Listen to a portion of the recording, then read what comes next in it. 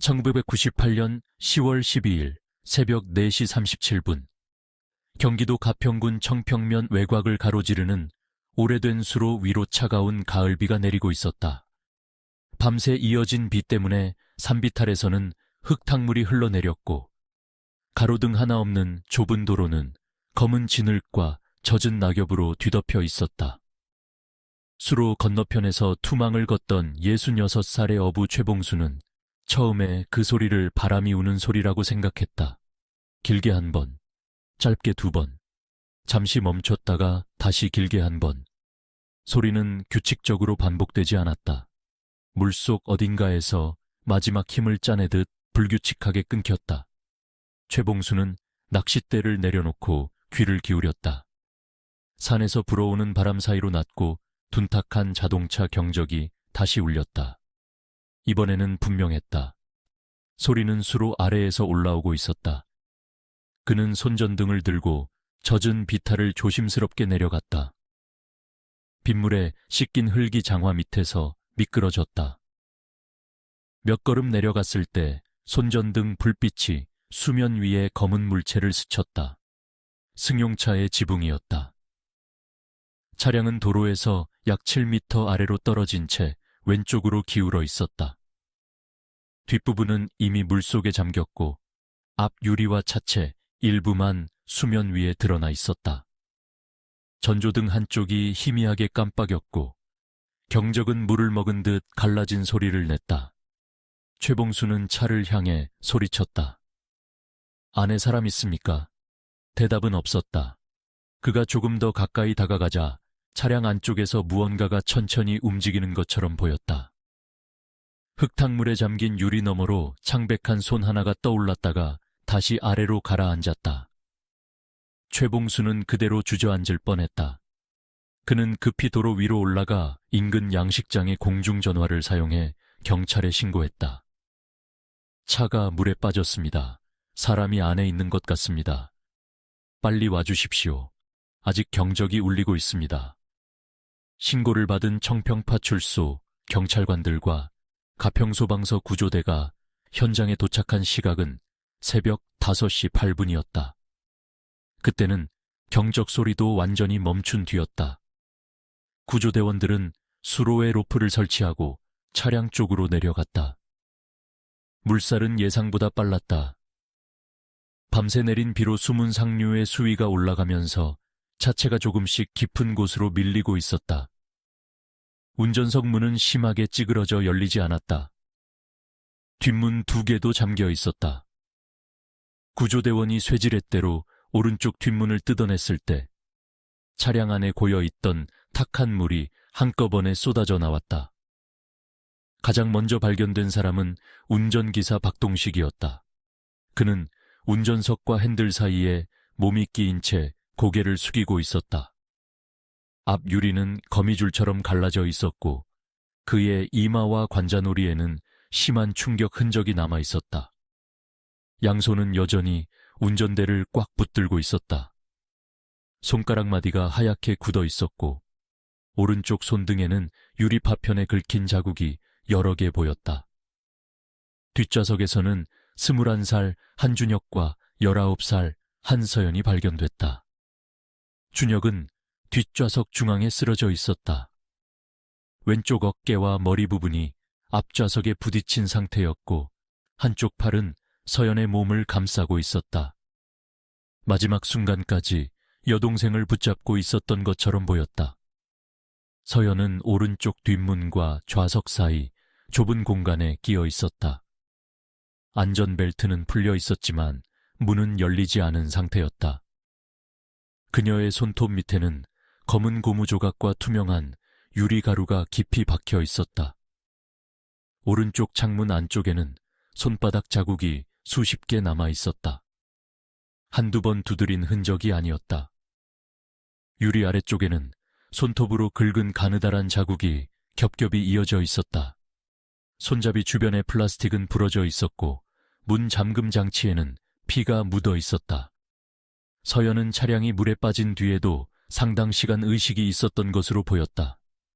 세 사람 모두 현장에서 사망 판정을 받았다. 경찰은 처음에는 빗길 교통사고로 판단했다.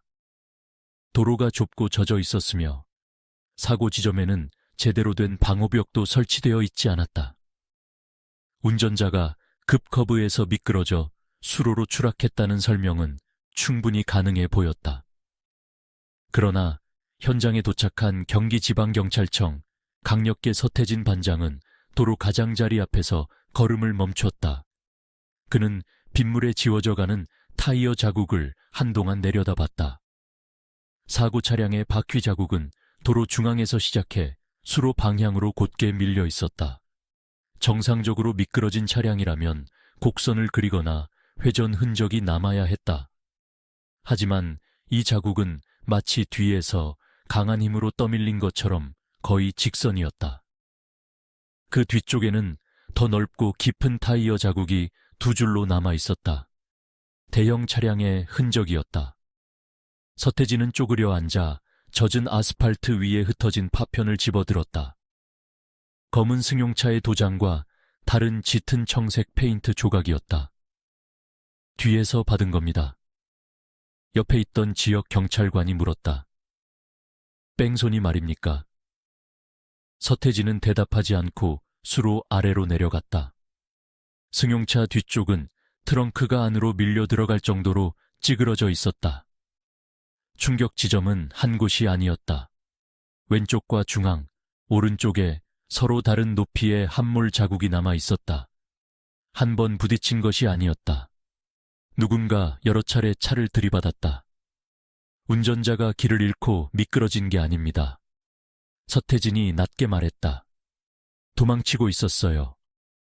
국립과학수사연구소 감식반이 도착하면서 현장은 즉시 통제됐다. 젖은 도로 위에 노란 증거 표지판이 세워졌고 수로 주변에는 출입 금지선이 둘러쳐졌다. 감식 결과 이상한 점은 계속 발견됐다.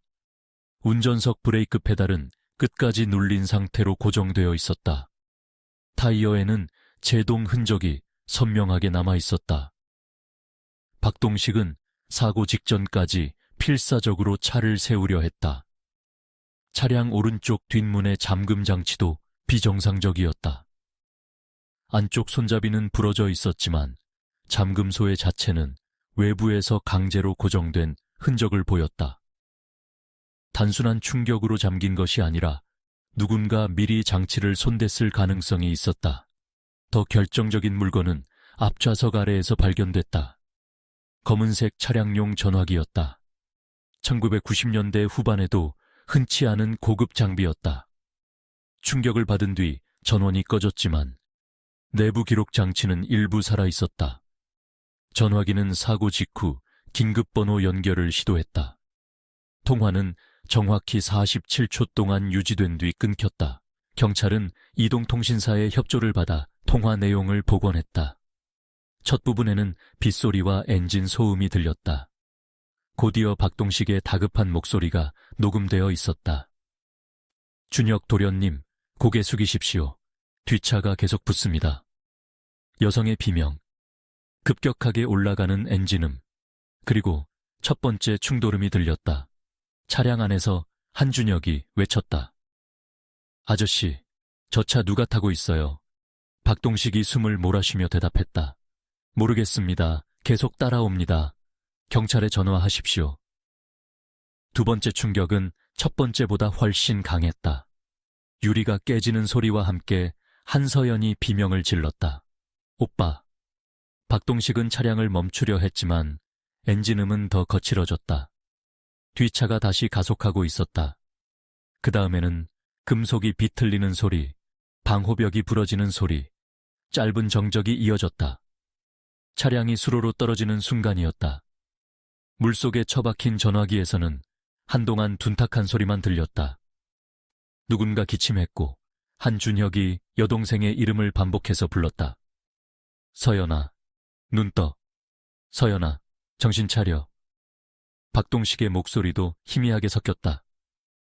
문을 열어야 합니다. 빨리. 잠시 후 한서연이 울면서 말했다. 문이 안 열려. 오빠, 문이 안 열려. 그때 차량 바깥쪽에서 발소리가 들렸다. 수로 위 비탈을 내려오는 사람의 발소리였다. 한준혁이 물이 차오르는 차 안에서 소리쳤다. 거기 누구예요? 살려주세요. 몇 초 뒤 바깥에서 한 여자의 목소리가 들렸다. 매우 낮고 침착한 목소리였다. 아직 살아있네. 차 안이 순간 조용해졌다. 준혁이 떨리는 목소리로 말했다. 당신. 그가 상대를 알아본 듯 했지만 이름을 끝까지 말하지는 못했다. 바깥에서 무언가가 차체를 두드리는 소리가 들렸고 차량은 더 깊은 곳으로 미끄러졌다. 서연이 울부짖었다. 엄마, 제발 문 좀 열어주세요. 그 말 뒤로 몇 초 동안 아무런 대답도 없었다. 이윽고 여자의 목소리가 다시 들렸다. 이제 가요. 곧 완전히 잠길 테니까. 남자의 거친 숨소리와 함께 다른 목소리가 물었다. 확실합니까? 여자는 차갑게 대답했다. 셋 다 여기서 못 나와요. 녹음 마지막에는 한준혁이 창문을 두드리는 소리와 서연의 울음이 겹쳐 있었다. 엄마, 살려주세요. 잘못했어요. 제발. 그 직후 물이 전화기 안으로 들어갔고 통화는 끊겼다. 녹음을 들은 수사관들은 한동안 아무 말도 하지 못했다. 사무실 안에는 오래된 녹음기에 회전음만 낮게 울렸다. 서태지는 테이프를 되감아 마지막 부분을 다시 들었다. 엄마, 살려주세요. 그는 그 한마디에 주목했다. 차 밖에 서 있던 여성은 우연히 사고를 목격한 행인이 아니었다. 피해자들이 알고 있던 사람이었다. 그것도 한서연이 극도의 공포 속에서 엄마라고 부를 만큼 가까운 사람이었다. 하지만 피해자들의 친어머니는 이미 오래전에 세상을 떠난 상태였다. 남아있는 사람은 단 한 명이었다. 서울 한남동의 대저택에서 두 아이의 사망 소식을 듣고 쓰러졌다는 여자. 두 사람의 계모 윤혜란이었다. 같은 시각 한남동 저택의 거실은 조문객들로 가득했다. 윤혜란은 검은색 원피스를 입고 소파에 앉아 있었다. 그녀는 끊임없이 손수건으로 눈가를 닦았지만 흰 천에는 눈물 자국이 거의 남지 않았다. 남편 한태성은 고개를 숙인 채 움직이지 못했다. 그의 옆에는 혜란의 친아들 윤민재가 창백한 얼굴로 앉아 있었다. 민재의 손은 심하게 떨리고 있었다. 누군가 수로 사고 이야기를 꺼낼 때마다 그는 숨이 막히는 사람처럼 목을 움켜쥐었다. 특히 차가 가라앉는 동안 아이들이 살아있었을 수도 있다. 는 말이 나오자 민재는 갑자기 자리에서 일어나 화장실로 달려갔다. 윤혜라는 그런 아들의 뒷모습을 조용히 바라봤다. 그녀의 표정에서 슬픔은 사라져 있었다. 잠시 뒤 혜라는 자리에서 일어나 화장실로 따라갔다. 문을 잠근 뒤 세면대 앞에서 구토하고 있는 민재의 머리카락을 움켜잡았다. 정신 차려. 민재가 울먹이며 말했다. 엄마, 서연이가 살아있었잖아. 나 봤어. 창문을 두드리고 있었어. 혜라는 아들의 얼굴을 거울 쪽으로 돌렸다. 네가 본 건 사고였어. 아니잖아. 엄마가 전화도 뺏었잖아. 입 다물어. 혜란의 목소리는 낮았지만 날카로웠다. 네가 한마디라도 잘못하면 우리 둘 다 끝이야. 준혁이가 살아있었으면 회사는 전부 그 아이 것이 됐을 거야. 너는 평생 그 애 밑에서 고개 숙이고 살았겠지. 그래도 죽게 두면 안 됐어. 혜라는 한동안 아들을 바라보다가 손을 놓았다. 이미 끝난 일이야. 그녀는 구겨진 검은 원피스를 천천히 정리했다. 이제부터 울어. 사람들이 볼 때는 더 크게 울어야 해. 화장실 문 밖으로 나가기 전 윤혜라는 거울 속 자신의 얼굴을 확인했다.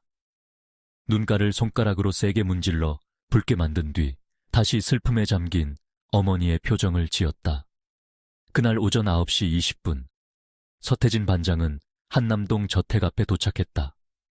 그는 현관문이 열리기를 기다리며 손에 든 작은 증거 봉투를 내려다봤다.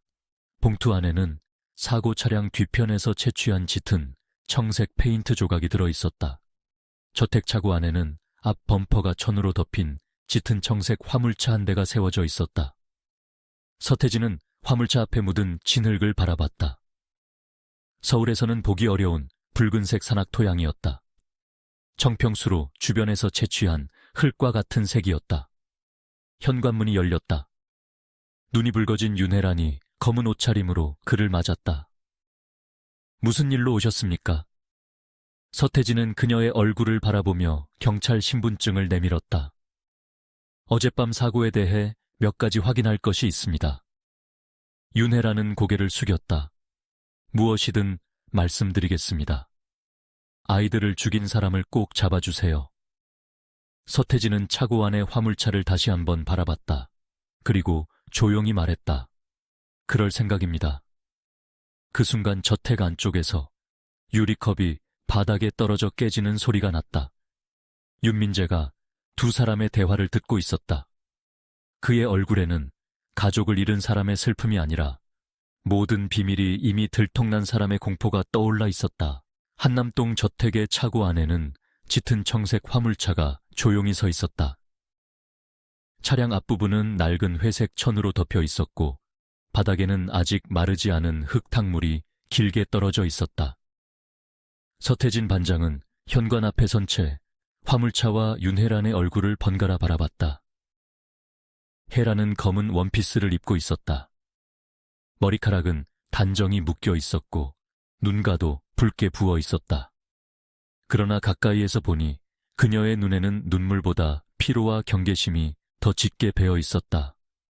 사고에 대해 몇 가지 여쭙겠습니다. 서태진이 말했다. 혜란은 잠시 차고 쪽을 바라보다가 현관문을 더 넓게 열었다. 들어오세요. 저택 안은 조문객이 빠져나간 뒤에 음식 냄새와 향 냄새가 뒤섞여 있었다. 거실 중앙에는 한준혁과 한서연의 영정사진이 나란히 놓여 있었다. 준혁은 대학 입학식 때 찍은 사진 속에서 검은 정장을 입고 미소 짓고 있었다. 서연은 흰 블라우스를 입고 있었으며 한 손에는 작은 스케치북을 들고 있었다. 사진 아래에는 국화가 가득 쌓여 있었다. 한태성은 영정 앞에서 미동도 하지 않은 채 앉아 있었다. 이틀 사이에 10살은 늙어버린 사람처럼 보였다. 넥타이는 느슨하게 풀려 있었고 수염도 제대로 깎지 못했다. 서태진이 인사를 건넸지만 태성은 한동안 반응하지 않았다. 형사님, 잠시 뒤 태성이 고개를 들었다. 그게 정말 사고가 아닙니까? 혜란의 시선이 남편에게 빠르게 향했다. 서태진은 대답을 서두르지 않았다. 아직 단정할 단계는 아닙니다. 다만 차량 뒤쪽에서 강한 충돌 흔적이 발견됐습니다. 태성의 얼굴이 굳었다. 다른 차가 들이받았다는 말입니까? 그 가능성을 조사하고 있습니다. 혜란이 손수건을 입가에 가져갔다. 누가 그런 짓을 했겠어요? 아이들은 남에게 원한을 살 사람들이 아니었습니다. 서태진은 그녀의 말을 들으며 거실을 둘러봤다. 한쪽 벽에는 가족사진이 여러 장 걸려 있었다. 제주도 해변, 설악산 휴게소, 회사 창립 기념식, 크리스마스 저녁 식탁. 모든 사진 속에서 혜란은 준혁과 서연의 어깨를 감싸고 있었다. 사진만 본다면 누구도 이 가족에게 깊은 갈등이 있었다고 생각하지 못했을 것이다. 마지막으로 아이들을 본 게 언제입니까? 서태진이 물었다. 어제 오후입니다. 혜란이 대답했다. 우리는 모두 청평으로 가고 있었어요. 아이들은 박 기사님 차를 탔고 저와 민재는 다른 차로 뒤따라갔습니다. 왜 차를 나눠 탔습니까? 짐이 많았어요. 그리고 중간에 시장에 들를 예정이었습니다. 어떤 시장이었습니까? 혜란은 아주 짧게 말을 멈췄다. 가평 쪽에 있는 작은 시장이었습니다. 이름은 기억나지 않아요. 같이 출발했습니까? 네. 그런데 사고 당시에는 두 차량 사이가 많이 벌어져 있었던 것 같습니다. 길을 잘못 들었습니다. 혜란은 준비된 답처럼 말했다. 민재가 지도를 잘못 본 것 같아요. 다시 길을 찾고 있을 때 남편에게 연락을 받았습니다. 아이들 차량이 보이지 않는다고요. 그 순간 거실 입구에서 작은 소리가 났다. 서태진이 고개를 돌렸다. 윤민재가 계단 아래에 서 있었다. 그는 밤새 잠을 자지 못한 듯 눈 밑이 검게 꺼져 있었다. 손에는 물컵을 들고 있었지만 컵 가장자리가 서로 부딪힐 정도로 손이 심하게 떨리고 있었다. 민재야. 혜란이 부드러운 목소리로 말했다. 방에 올라가 있어. 민재는 대답하지 않았다. 서태지는 그에게 가까이 다가갔다. 어제 어머니와 함께 있었습니까? 민재는 입술을 깨물었다. 네. 사고가 난 도로 근처에도 갔습니까? 혜란이 대신 대답했다. 길을 잘못 들어서 그쪽까지 가지 못했습니다. 제가 아드님에게 묻고 있습니다. 거실 공기가 차갑게 굳었다. 민재는 어머니를 바라봤다. 혜란은 눈을 가늘게 뜨고 있었다. 다른 사람이 보기에는 아들을 걱정하는 시선처럼 보였지만 민재에게는 경고였다. 기억이 잘 안 납니다. 그가 겨우 말했다. 비가 많이 왔고 길이 어두웠습니다. 청평수로는 가본 적이 있습니까? 민재의 손에서 물컵이 미끄러졌다. 컵이 바닥에 떨어져 깨졌다. 혜란은 즉시 자리에서 일어났다. 아이가 충격을 많이 받았습니다. 조사는 나중에 해주셨으면 합니다. 민재는 깨진 유리 조각을 바라보며 숨을 거칠게 몰아쉬었다. 서태지는 그의 운동화 밑창에 묻은 붉은 흙을 보았다. 청평수로 주변의 토양과 닮은 색이었다. 하지만 그 자리에서 더 밀어붙이지 않았다. 증거 없이 압박하면 오히려 가족 전체가 입을 닫을 수 있었다. 그날 오후 경찰은 저택에서 일했던 사람들을 따로 불러 조사하기 시작했다. 첫 번째로 입을 연 사람은 가정부 이정숙이었다. 정숙은 한태성의 첫 번째 부인이 살아있을 때부터 저택에서 일했다. 그녀는 준혁과 서연이 어린 시절부터 자라는 모습을 모두 지켜봤다. 겉으로는 좋은 새어머니였죠. 정숙이 조심스럽게 말했다. 손님들이 오면 아이들 옷도 직접 챙겨주고 생일잔치도 크게 열어줬습니다. 그런데 사장님이 집에 없을 때는 달랐어요. 어떻게 달랐습니까? 준혁 도련님이 식사 시간에 늦으면 밥을 치웠습니다. 서연 아가씨가 친어머니 사진을 꺼내놓으면 액자를 창고에 던져버렸고요. 정숙은 잠시 문 쪽을 살핀 뒤 목소리를 낮췄다. 윤 여사는 아이들이 자기 아들을 무시한다고 생각했습니다. 혜란의 친아들 민재는 준혁보다 1살 어렸다. 준혁은 서울대학교 경영학과에 입학한 뒤 아버지 회사에서 경영 수업을 받고 있었다. 학교 성적도 뛰어났고 영어와 일본어도 유창했다. 임직원들 사이에서는 이미 차기 후계자라는 말이 나왔다. 반면 민재는 대학 입시에 2번 실패했다. 술을 마시고 사고를 일으킨 적도 있었고 친구들과 사소한 폭행 사건에 연루되기도 했다. 그때마다 혜라는 돈을 써서 문제를 덮었다. 한태성은 그런 민재를 못마땅하게 여겼다. 가정부 정숙은 몇 달 전 서재에서 부부가 다투는 소리를 들었다고 증언했다. 당신 아들은 회사를 맡을 그릇이 아니야. 태성이 소리쳤다. 준혁이가 있는데 왜 민재에게 회사를 줘야 하지? 혜라는 낮은 목소리로 대답했다. 민재도 당신 아들이에요. 내 피도 섞이지 않았어. 능력도 없고 책임감도 없어. 그 말이 나온 뒤 서재에서는 무언가 깨지는 소리가 들렸다. 다음 날 혜라는 아무 일도 없었던 것처럼 아침 식탁을 준비했다. 그러나 민재는 사흘 동안 방 밖으로 나오지 않았다. 저택에 전 운전기사도 비슷한 이야기를 했다. 혜라는 준혁과 서연의 일정을 지나치게 세세하게 관리했다. 누구를 만나는지, 어느 은행에 가는지, 어떤 서류에 서명하는지까지 확인했다. 특히 사고가 나기 1달 전부터 준혁이 아버지와 단둘이 회사 변호사를 자주 만난다는 사실에 예민하게 반응했다. 경찰은 곧 그 이유를 알아냈다. 한태성은 사고 발생 16일 전 강남의 한 법률사무소에서 새 유언장을 작성했다. 변호사 최상규가 보관하고 있던 문서에는 재산 분배 방식이 구체적으로 적혀 있었다. 태성건설의 경영권과 지분 대부분은 준혁에게 돌아가도록 되어 있었다. 서연에게는 친어머니 명의였던 성북동 건물과 제주도의 토지가 상속될 예정이었다.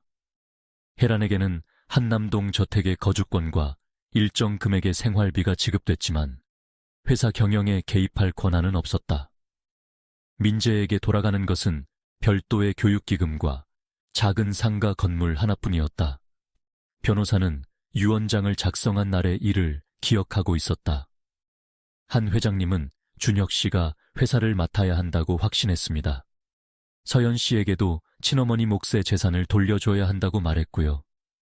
윤혜란 씨도 그 사실을 알고 있었습니까? 회장님은 공개하지 말라고 했습니다.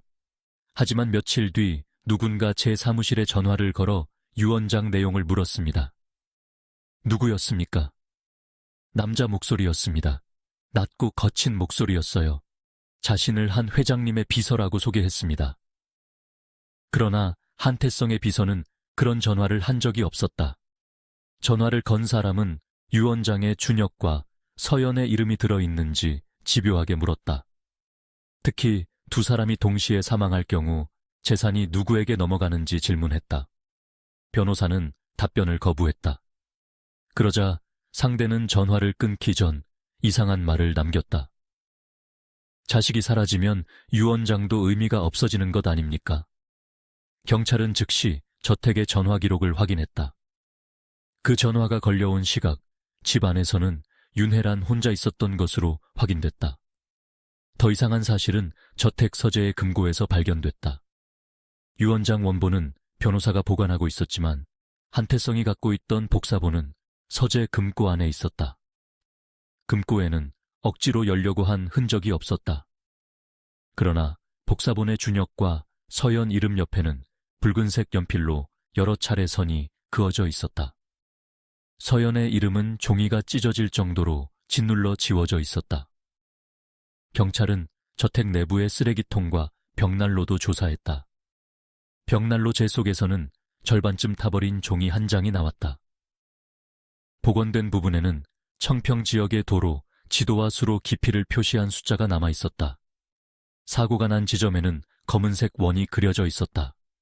그 아래에는 짧은 메모가 적혀 있었다. 사고 전날부터 가평에는 많은 비가 내렸다. 누군가는 수로의 수위가 높아지는 시점을 기다리고 있었다. 한편 국립과학수사연구소에서는 사고 차량의 뒷문 잠금 장치를 분해했다. 오른쪽 뒷문 안쪽에는 가느다란 철사가 끼워져 있었다. 문손잡이를 아무리 당겨도 잠금쇠가 움직이지 않도록 고정하는 장치였다. 철사는 운전 중 우연히 들어갈 수 있는 위치가 아니었다. 누군가 출발 전에 문을 열지 못하도록 손을 댄 것이 분명했다. 저택의 정비 기록을 확인하던 형사는 사고 사흘 전 혜란이 직접 차량을 외부 정비소로 가져갔다는 사실을 알아냈다. 정비소의 이름은 성일자동차공업사였다. 업주는 오상철이었다. 그는 태성건설의 차량을 수리하던 하청업자였고 최근 사채업자들에게 쫓길 만큼 거액의 빚을 지고 있었다. 오상철은 사고 다음 날부터 출근하지 않았다. 정비소 문은 잠겨 있었고 작업대 위에는 사용하다만 공구가 그대로 놓여 있었다. 바닥에는 차량용 짙은 청색 페인트가 흘러 있었다. 그날 밤 서태지는 다시 한남동 저택을 찾았다. 현관 앞에는 조문 화환이 줄지어 서 있었지만 집 안은 이상할 만큼 조용했다. 서태지는 한태성에게 새 유언장과 불에 탄 지도를 보여줬다. 태성은 한동안 아무 말도 하지 못했다. 이 지도는 우리 집에서 나온 겁니까? 벽난로 안에서 발견됐습니다. 혜란이가 이것을 봤다는 겁니까? 서태지는 대답 대신 질문했다. 사고 전 부인께서 아이들과 여행을 가자고 먼저 제안했습니까? 태성은 천천히 고개를 끄덕였다. 요즘 집안 분위기가 좋지 않으니 화해하고 싶다고 했습니다. 아이들 친어머니가 좋아했던 청평으로 다녀오자고 했어요. 일정도 부인이 정했습니까? 그렇습니다. 차량도요. 태성의 얼굴이 굳었다. 원래는 제 새 차를 타려고 했습니다. 그런데 혜란이가 가족끼리 가는 여행이니 예전에 쓰던 차가 더 편하다고 했습니다. 그 차량은 오래된 검은색 세단이었다. 충격에 약했고 뒷문 잠금 장치도 자주 고장났다. 혜란은 사고 당일 아침 직접 도시락을 준비하고 평소 입지 않던 밝은색 옷을 골라 서연에게 건넸다. 준혁에게는 회사 이야기를 그만하자며 먼저 사과했다. 우리 다시 가족처럼 지내보자. 그녀는 그렇게 말했다. 서연은 그 말을 듣고 울었다. 몇 년 동안 한 번도 자신을 딸처럼 대해주지 않던 새어머니가 처음으로 마음을 열었다고 믿었다. 준혁 역시 경계심을 풀었다. 그날 오후 5시 검은색 세단이 한남동 저택을 떠났다. 운전석에는 박동식이 앉았고 뒷좌석에는 준혁과 서연이 탔다. 혜란과 민재는 짙은 청색 화물차를 타고 뒤따라 출발했다. 저택 앞 경비원이 마지막으로 본 장면은 서연이 뒷좌석 창문을 내리고 손을 흔드는 모습이었다. 그녀는 웃으면서 말했다. 다녀올게요. 혜란도 화물차 조수석에서 손을 흔들었다. 그러나 차량들이 골목을 빠져나간 뒤 화물차는 일정한 거리를 유지하며 검은색 세단을 따라갔다. 여행을 위해 뒤따른 것이 아니었다. 도망가지 못하도록 감시하고 있었던 것이다. 그날 밤 11시 40분, 서태지는 경찰서로 돌아와 사고 당일 촬영된 고속도로 요금소 사진을 확인했다. 사진 속 검은색 세단 뒤에는 짙은 청색 화물차가 붙어 있었다. 운전자는 오상철이었다. 조수석에는 윤혜란이 앉아 있었다. 뒷좌석에는 윤민재가 고개를 숙이고 있었다. 서태지는 사진을 확대했다. 혜란은 앞차를 바라보며 웃고 있었다. 가족여행을 떠나는 사람의 웃음이 아니었다. 몇 달 동안 준비한 일이 마침내 시작됐다는 사실을 확인한 사람의 표정이었다. 서태지는 사진 뒷면에 시간을 기록했다. 세 사람이 살아있는 모습이 확인된 마지막 시각이었다. 그리고 그로부터 4시간 뒤 검은색 세단은 청평수로 아래에서 발견됐다. 서태지는 책상 위에 가족사진과 요금소 사진을 나란히 놓았다. 한쪽 사진에서는 혜란이 준혁과 서연의 어깨를 다정하게 감싸고 있었다. 다른 사진에서는 두 사람이 탄 차를 어둠 속에서 뒤쫓고 있었다. 두 사진 속 여자는 같은 얼굴을 하고 있었다. 하지만 하나는 어머니의 얼굴이었고 다른 하나는 사냥감을 놓치지 않으려는 사람의 얼굴이었다. 강도현의 이름이 수사선상에 오른 것은 사고 발생 사흘째 되던 날이었다. 그는 한때 한태성과 함께 태성건설을 키운 동업자였다. 두 사람은 지방의 작은 철거업체에서 시작해 서울의 대형 재개발 사업까지 진출했다. 외환위기가 닥치기 전까지만 해도 언론은 두 사람을 가난을 딛고 성공한 사업가로 소개했다. 하지만 성공은 오래가지 않았다. 1996년 태성건설은 인천항만 배후단지 공사를 따내기 위해 강도현이 운영하던 미래토건과 공동으로 입찰했다. 공사를 따낸 뒤 한태성은 계약 조건을 바꾸었고 금융기관의 압박을 견디지 못한 미래토건은 부도를 맞았다. 강도현은 회사뿐 아니라 집과 토지까지 잃었다. 아내는 그를 떠났고 고등학생이던 딸은 등록금을 내지 못해 학교를 옮겨야 했다. 그는 공개석상에서 한태성을 향해 여러 차례 경고했다. 한태성은 내가 가진 걸 전부 빼앗아 갔습니다. 한 기자가 무엇을 할 생각이냐고 묻자 그는 이를 악물고 대답했다. 돈으로 갚을 수 없는 걸 잃게 만들 겁니다. 그 발언은 사고 이후 다시 기사에 실렸다. 청평수로에서 죽은 사람들이 한태성의 두 자녀라는 사실이 알려지자 강도현은 순식간에 가장 유력한 용의자가 됐다. 경찰이 그의 금융기록을 조사하면서 의심은 더욱 짙어졌다. 사건 발생 열흘여 전 강도현의 개인 계좌로 8천만 원이 입금되어 있었다. 송금자 이름은 미래개발이었지만 사업자 주소에는 이미 폐업한 문구점이 등록되어 있었다. 입금 다음 날부터 강도현은 공중전화와 선불 휴대전화를 이용해 누군가와 여러 차례 통화했다. 통화 시간은 모두 밤 11시 이후였고 한 번도 3분을 넘지 않았다. 사건 나흘 전에는 그중 한 번호로 17분 동안 통화했다. 그리고 사고 당일 오후 7시 12분 강도현의 호출기에는 짧은 숫자 메시지가 남겨졌다. 수사관들은 처음에 그것을 전화번호의 일부라고 생각했다. 그러나 서태지는 숫자를 사고 현장 자료와 대조하다가 다른 의미를 발견했다. 사고 지점에서 가장 가까운 지방도로의 표지번호가 청갱 42번이었다. 17은 수로 옆 비상수문에 붙어 있던 관리번호였다. 누군가 사건 발생 몇 시간 전 강도현에게 정확한 현장 위치를 알린 것이었다. 경찰은 즉시 체포영장을 발부했다. 강도현은 서울에 없었다. 그의 낡은 승용차는 영등포의 한 여관 주차장에서 발견됐고 방 안에는 옷과 세면도구가 그대로 남아 있었다. 침대 위에는 부산행 기차표 한 장이 놓여 있었다. 경찰은 그가 도주했다고 판단했다. 하지만 새벽 2시경 강도현은 스스로 남대문경찰서에 나타났다. 그는 사흘 동안 씻지 못한 사람처럼 초췌했다. 셔츠는 구겨져 있었고 턱에는 수염이 거칠게 자라 있었다. 한 손에는 갈색 서류 봉투를 들고 있었다. 제가 두 아이를 죽이지 않았습니다. 조사실에 앉자마자 그가 말했다.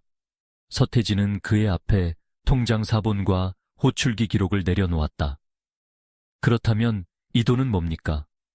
강도현은 통장 사본을 바라보다 고개를 숙였다. 처음에는 그 돈을 받았습니다. 무슨 대가로 받았습니까? 한태성의 아이들을 없애는 대가였습니다.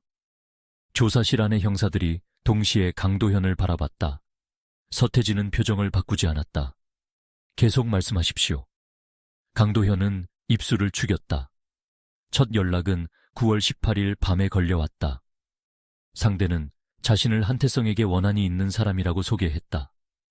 목소리는 낮고 거칠었으며 전화기 너머로 기계음 같은 떨림이 섞여 있었다. 그 사람은 강도현의 과거를 정확히 알고 있었다. 미래토건이 부도난 과정, 딸의 학교 문제, 아내가 떠난 날짜까지 알고 있었다. 한태성을 가장 아프게 만들고 싶지 않습니까? 상대가 물었다. 강도현은 처음에 장난 전화라고 생각하고 끊었다. 하지만 다음 날 그의 계좌로 8천만 원이 들어왔다. 그날 밤 다시 전화가 걸려왔다. 계약금입니다. 일을 끝내면 2배를 더 보내겠습니다. 상대가 요구한 것은 단순한 협박이 아니었다. 한준혁과 한서연을 동시에 죽이는 것이었다. 방법도 이미 정해져 있었다. 가족여행 중 교통사고를 일으키고 차량을 물에 빠뜨려 사망 원인을 익사와 충돌사고로 꾸미라는 짓이었다. 운전기사까지 함께 죽어도 상관없다고 했다. 강도현이 왜 자신을 선택했느냐고 묻자 상대는 웃었다. 당신에게는 동기가 있으니까요. 무슨 뜻입니까? 당신이 범인으로 잡혀도 누구도 이상하게 생각하지 않을 겁니다. 그 말을 듣는 순간 강도현은 자신이 단순한 청부업자가 아니라 범행 이후 버려질 희생양이라는 사실을 깨달았다. 그러나 그는 곧바로 거절하지 못했다. 한태성에 대한 증오는 여전히 남아있었다. 그가 무너지는 모습을 보고 싶다는 생각도 있었다. 무엇보다 계좌에 들어온 8천만 원은 강도현이 몇 년 동안 만져보지 못한 큰돈이었다. 며칠 동안 그는 상대가 보내온 자료를 받아보았다.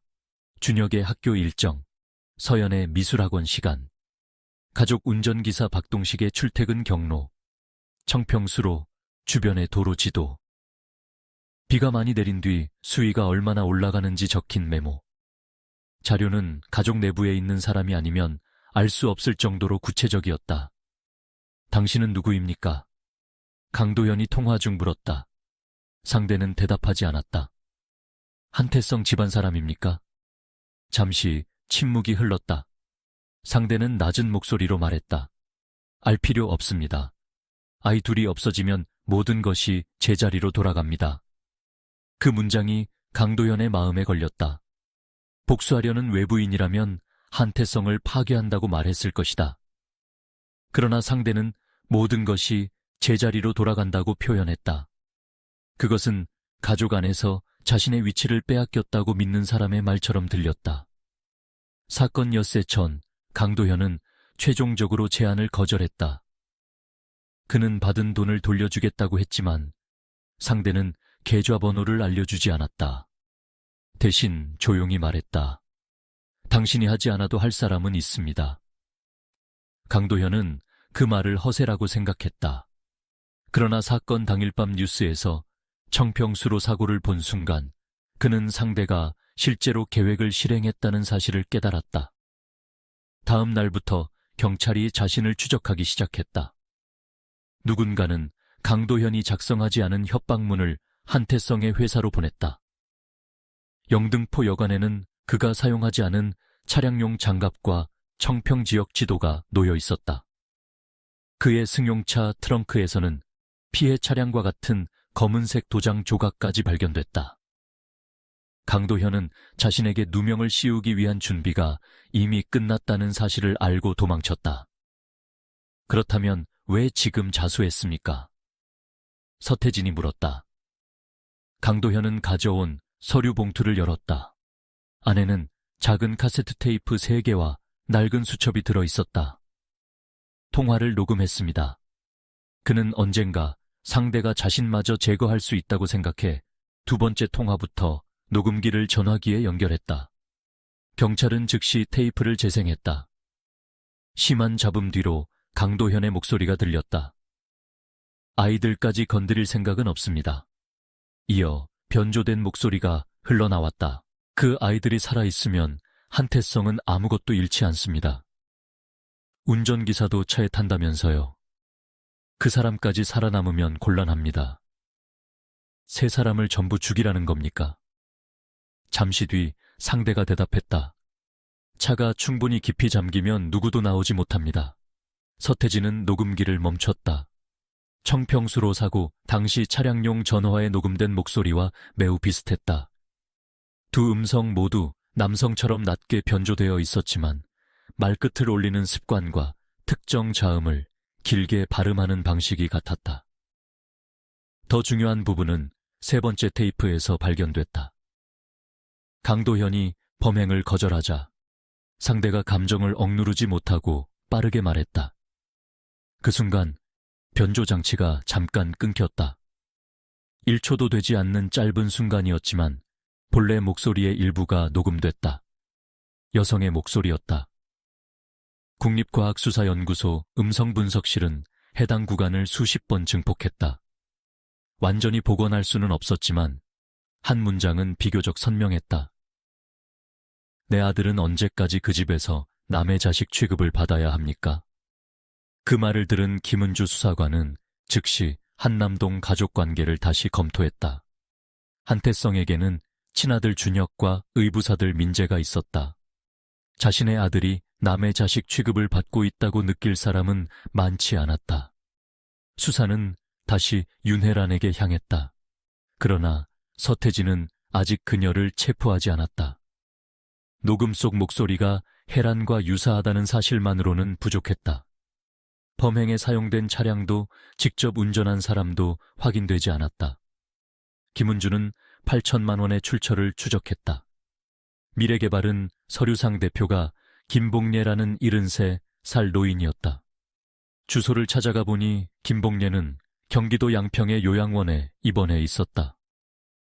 그녀는 회사가 있다는 사실조차 몰랐다. 다만 몇 년 전 조카가 신분증과 도장을 빌려간 적이 있다고 말했다. 그 조카는 윤혜란이 태성건설에서 일하던 시절부터 알고 지낸 세무사였다. 계좌 기록을 더 깊이 조사하자 미래개발로 들어온 자금은 여러 하청업체를 거쳐 세탁되어 있었다.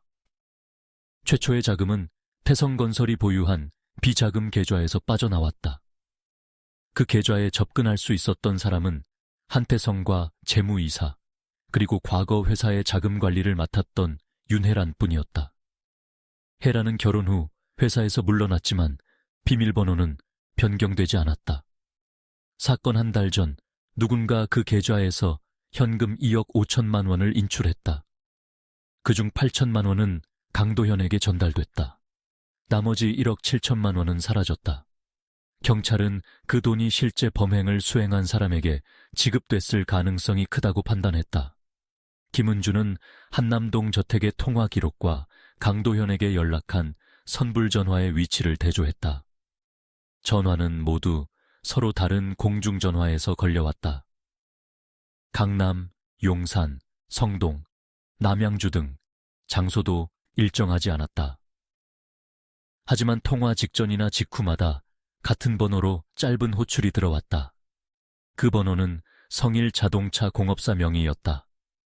업주 오상철은 사고 사흘 전 피해 차량을 정비한 사람이며 사건 직후 사라진 인물이었다. 경찰은 그의 정비소를 다시 수색했다. 첫 조사 때는 단순한 자동차 수리 흔적만 발견됐다. 그러나 작업장 바닥에 기름때를 걷어내자 최근 용접한 흔적이 나타났다. 바닥 아래에는 작은 공간이 있었다. 그곳에서 경찰은 깨진 전조등과 찌그러진 화물차 범퍼를 발견했다. 범퍼에는 검은색 도장 조각이 박혀 있었다. 피해 차량과 같은 색이었다. 전조등 파편도 사고 현장에서 수거한 조각과 정확히 맞아떨어졌다. 한쪽 구석에서는 피가 묻은 남성용 작업복과 여성용 가죽구두 한 짝도 나왔다. 가죽구두 밑창에는 청평수로 주변에서만 발견되는 붉은 진흙과 갈색 수초가 붙어 있었다. 구두 안쪽에는 금색 글씨로 상점 이름이 새겨져 있었다. 한남동의 고급 수제화점이었다. 경찰이 구매 기록을 확인하자 같은 모델과 크기의 구두를 산 사람은 윤혜란이었다. 그러나 더욱 이상한 것은 작업복에 묻은 피였다. 감식 결과 그 피는 준혁이나 서연, 박동식의 것이 아니었다. 오상철의 혈액형과 일치했다. 서태지는 피가 묻은 위치를 살펴봤다. 소매와 옆구리 부분에 넓게 번져 있었다. 단순한 상처에서 나온 양이 아니었다. 그는 즉시 수사관들에게 오상철의 병원 기록과 사망자 명단을 확인하라고 지시했다. 사건 발생 나흘 뒤 남양주의 한 국도변에서 신원불명의 남성이 교통사고를 당해 병원으로 옮겨졌다는 기록이 발견됐다. 그 남자는 병원에 도착하기 전 사라졌다. 구급대원은 부상자가 계속 같은 말을 반복했다고 증언했다. 그 여자가 나까지 죽이려고 합니다. 경찰은 오상철이 단순한 공범이 아니라 제거 대상이 되었을 가능성을 생각했다. 윤혜라는 강도현에게 누명을 씌우고 실제 범행을 수행한 오상철까지 죽이려 했을 수 있었다. 그날 밤 10시 16분 가평경찰서 수사본부로 전화 한 통이 걸려왔다. 상대는 남성이었다. 숨을 제대로 쉬지 못했고 목소리 뒤로 기차가 지나가는 소리가 들렸다. 오상철입니까? 서태진이 물었다. 상대는 대답하지 않았다. 당신을 찾고 있습니다. 윤혜란이 당신을 죽이려고 했습니까? 잠시 침묵이 흘렀다. 남자는 떨리는 목소리로 말했다. 나는 차만 밀면 된다고 들었습니다. 누가 그렇게 말했습니까? 차가 물에 빠지면 끝이라고 했습니다. 그런데 안에서 사람들이 계속 살아 있었어요. 지금 어디입니까? 오상철은 거칠게 숨을 들이마셨다. 준혁이라는 놈이 창문을 깨고 올라왔습니다. 그 여자가 직접 내려가서 그 순간 전화기 너머에서 문이 열리는 소리가 들렸다. 오상철의 숨소리가 멈췄다. 이어 구두굽이 바닥을 천천히 두드리는 소리가 가까워졌다. 딱, 딱, 딱. 한 여자의 목소리가 희미하게 들렸다. 상철 씨, 누구한테 전화하고 있어요? 전화가 갑자기 끊겼다. 경찰은 발신 위치를 추적했다. 전화가 걸려온 곳은 남양주시 외곽에 폐쇄된 화물역에 설치된 공중전화였다. 서태진과 형사들이 현장에 도착했을 때 공중전화 수화기는 바닥에 떨어져 흔들리고 있었다. 주변에는 아무도 없었다. 그러나 빗물에 젖은 콘크리트 바닥 위로 붉은 방울들이 길게 이어져 있었다. 피었다. 혈흔은 폐창고 쪽으로 이어지다가 철길 앞에서 갑자기 끊겼다. 그 옆에는 부서진 카세트 테이프 하나가 떨어져 있었다. 서태진이 장갑을 끼고 테이프를 집어들었다. 라벨에는 오상철의 글씨로 보이는 검은 펜 자국이 남아 있었다. 테이프의 절반은 뜯겨나가 있었지만 안쪽 필름 일부는 아직 남아 있었다. 윤혜란이 강도현에게 범행을 지시한 녹음보다 훨씬 직접적인 증거일 가능성이 있었다. 서태진은 어두운 철길 너머를 바라봤다. 강도현은 범인이 아니었다. 그는 처음부터 범인처럼 보이도록 선택된 사람이었다. 오상철은 실제로 차량을 들이받은 공범이었다. 그리고 윤혜란은 이제 자신이 이용했던 사람들을 하나씩 없애고 있었다. 수사는 더 이상 단순한 가족 살인 사건이 아니었다.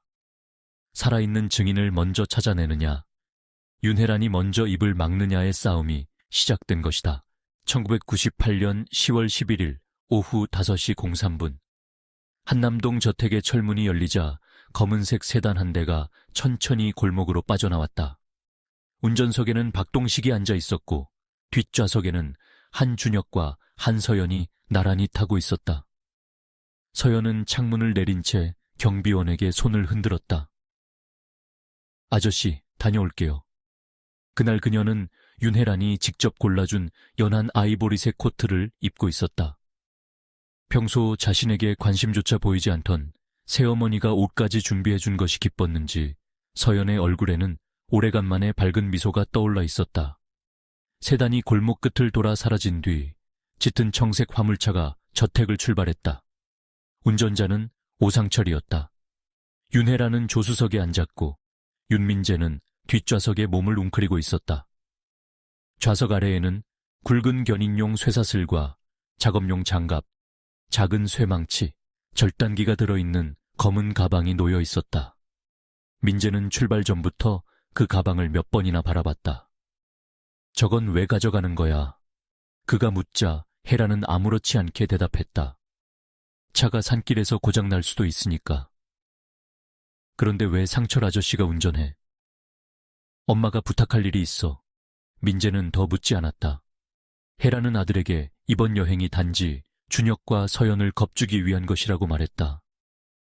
두 사람이 상속 포기각서에 서명하도록 압박하고 말을 듣지 않으면 며칠 동안 별장에 가둬둘 것이라고 했다. 민재는 그 말을 믿고 싶었다. 어머니가 두 사람을 미워한다는 것은 알고 있었다. 하지만 죽이려 한다고는 생각하지 못했다. 차량들이 서울을 벗어날 무렵부터 비가 내리기 시작했다. 처음에는 앞 유리에 가느다란 빗방울이 몇 개 부딪혔지만 구리시를 지나자 빗줄기가 굵어졌다. 도로 위로 안개가 내려앉았고 산비탈에서 흘러내린 흙탕물이 차선을 덮었다. 검은 세단은 일정한 속도로 국도를 달렸다. 박동식은 룸미러를 통해 뒷좌석을 바라봤다. 날씨가 좋지 않습니다. 청평에 도착하면 바로 숙소로 들어가는 게 좋겠습니다. 준혁이 고개를 끄덕였다. 아버지는 내일 오신다고 했죠. 회장님께서 오전 회의가 끝난 뒤 출발하신다고 들었습니다. 서연은 창밖을 바라보며 말했다. 엄마도 청평을 좋아했대요. 여기서 그녀가 말한 엄마는 세상을 떠난 친어머니였다. 준혁은 여동생을 흘끗 바라봤다. 혜란 아주머니 앞에서는 그 얘기하지 마. 오늘은 괜찮을 것 같아. 서연은 작은 목소리로 말했다. 먼저 여행 가자고 한 것도 그분이잖아. 어제는 엄마 사진도 다시 거실에 놓아도 된다고 했어. 준혁은 대답하지 않았다. 그는 윤혜란의 갑작스러운 태도 변화가 마음에 걸렸다. 몇 달 동안 자신이 회사에 출근하는 것조차 못마땅해 하던 사람이 갑자기 가족 여행을 제안했다. 하지만 아버지는 이번 기회에 관계를 회복하라고 말했다. 서연도 기대하고 있었다. 준혁은 더 이상 의심을 드러내지 않기로 했다. 오후 6시 52분, 두 차량은 남양주 요금소를 차례로 통과했다. 그 후 혜란은 화물차 안에서 선불 휴대전화를 꺼냈다. 그녀는 앞차의 박동식에게 전화를 걸었다. 박 기사님, 청평 시내로 들어가지 말고 구도로로 가세요. 구도로 말씀이십니까? 네, 펜션 주인이 그쪽이 빠르다고 했어요. 박동식은 잠시 망설였다. 비가 많이 와서 산길은 위험할 수 있습니다. 혜란의 목소리가 차갑게 변했다. 제가 길을 알아봤습니다. 그대로 가세요. 전화는 일방적으로 끊겼다. 화물차를 운전하던 상철이 그녀를 바라봤다. 수위는 충분합니까? 혜란은 손목시계를 확인했다. 어젯밤부터 비가 왔어요. 수문 근처는 4미터가 넘었을 겁니다. 민재가 앞좌석 사이로 몸을 내밀었다. 무슨 수위? 혜란은 고개를 돌리지 않았다. 낚시할 곳을 말하는 거야. 상철은 웃지 않았다. 그의 손은 운전대를 잡은 채 굳어 있었다. 사건 전날 혜란은 그에게 계획을 다시 설명했다. 검은 세단을 수로 옆 도로까지 유도한다. 뒤에서 한두 번 부딪혀 도로 밖으로 밀어낸다. 차량이 물에 빠지면 즉시 현장을 떠난다. 그녀는 충돌 충격만으로도 세 사람 모두 의식을 잃을 것이라고 말했다. 누가 살아서 나오면 어떻게 합니까? 상철이 물었을 때 혜란은 태연하게 대답했다. 문은 안에서 열리지 않아요. 사고 사흘 전 상철은 혜란의 지시를 받고 세단의 오른쪽 뒷문 잠금 장치에 철사를 끼웠다. 외부에서는 열 수 있지만 내부 손잡이는 작동하지 않도록 만들었다. 왼쪽 뒷문에도 문제가 생기도록 잠금쇠를 느슨하게 조정했다. 차량이 물에 빠지면 수압 때문에 어느 쪽 문도 열리지 않을 것이었다. 오후 9시 18분 검은 세단은 청평 시내로 향하는 국도를 벗어나 좁은 구도로로 진입했다. 오래전에 사용이 줄어든 도로라 차량 통행은 거의 없었다.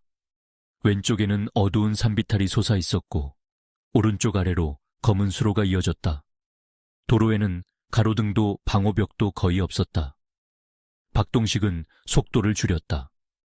빗물이 앞 유리를 쉼없이 두드렸다. 와이퍼를 가장 빠르게 작동시켰지만 시야는 몇 미터 앞까지밖에 보이지 않았다. 그때 룸미러 속에서 2개의 전조등이 빠르게 가까워졌다. 짙은 청색 화물차였다. 박동식은 처음에는 혜란이 탄 차량이라고 생각했다. 그러나 화물차는 안전거리를 유지하지 않고 세단의 뒤에 바짝 붙었다.